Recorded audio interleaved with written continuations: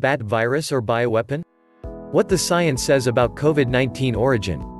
As the COVID-19 pandemic has infected its way through human populations around the globe, it has been followed by a web of speculation about where the new coronavirus actually came from. Some possibilities are scientific hypotheses based on genetic data, while others borrow from dark conspiracy theories with little or no basis in fact. Laboratory researchers have established solid genetic links between the new coronavirus, known as SARS-CoV-2, and one found in a horseshoe bat in southeastern China. Further genetic detective work, and what is known about the evolution of past coronaviruses that have infected people, indicates the pathogen may have passed through another animal species first. There, scientists believe, it mutated or combined with another virus before finding its way into a human body, latching onto cells and spreading. But science has not stopped other theories from percolating. One theory, debunked last month by a genetic analysis by a group of the world's top epidemiologists, is that the virus was bioengineered in a laboratory in Wuhan, the pandemic's first epicenter.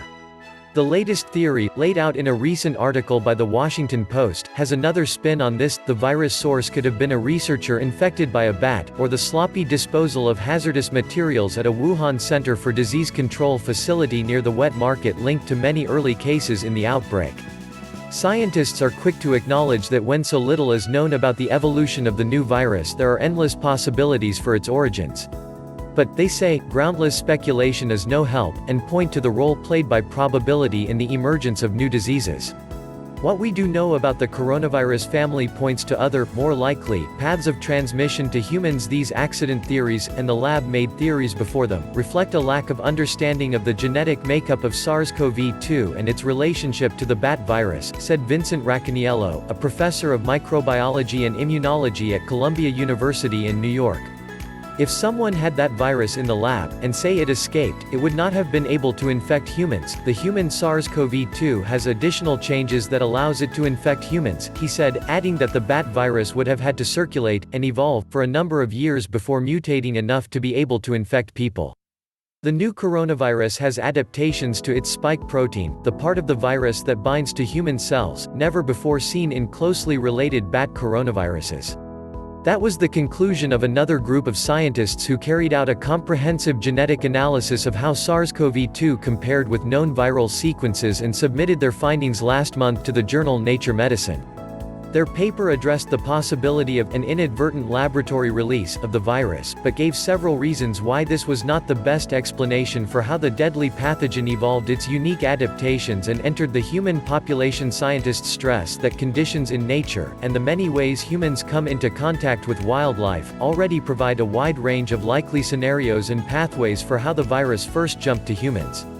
In a world where SARS-like viruses are common in bats and other animals, and bats are allowed to roost wherever they like, why do we need to invent a laboratory and some sloppy human scientists to make the virus go from a bat to a human? Asked Benjamin Newman, professor of biological sciences at Texas A&M University-Texarkana. Live wild animal markets, such as the huge, wet markets in China, are ideal places for zoonotic virus emergence to occur, Andrew Cunningham, Deputy Director of Science at the Zoological Society of London said, pointing to the high number of animals from different species being kept closely together in overcrowded and unhygienic conditions. While the wildlife trade creates interaction between humans and animals, it also provides an opportunity for viruses to move through populations of animals, mutating as it transmits through that population, or for a virus to recombine in species unnaturally brought into contact with one another. A virus jumping from an animal and then being able to infect humans and spread is a rare event.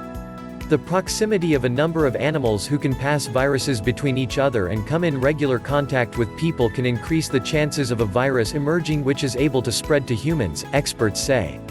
Among the many question marks and unknowns, researchers say it is too early to come to any conclusions about how the new coronavirus emerged. Wide retrospective testing of blood samples collected over years could provide more clues about whether similar or related viruses had been jumping over in humans unnoticed, according to Roy Hall, a professor of virology at the University of Queensland in Australia.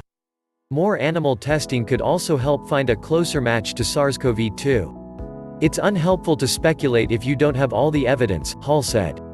Anything is possible, but you have to look at the probability.